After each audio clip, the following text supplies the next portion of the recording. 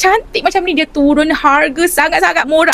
Akak macam tak percaya tahu, tudung sarung Zainab yang dulu bawah RM15, sekarang bawah RM10 je. Ya Allah, akak jangan lepaskan peluang. Akak kena dapatkan tudung sarung Zainab ni. Akak tengok dekat bahagian muka, super favorite, nampak tu.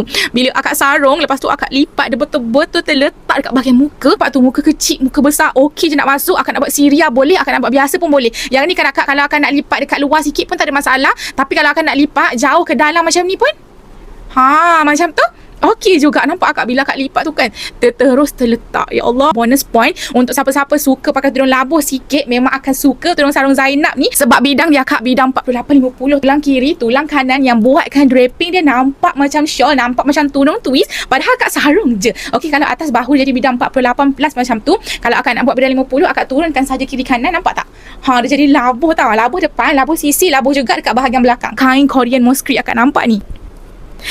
Cukup memberi kain akak. Yang penting tak panas, tak rimas, tak pekat telinga. Akak minat warna yang Fazi pakai ni warna dusty purple, tapi banyak lagi tahu akak, dekat 30 warna dekat dalam beg kuning, semua cantik-cantik. Jangan lepaskan peluang dengan harga bawah RM10 tahu akak.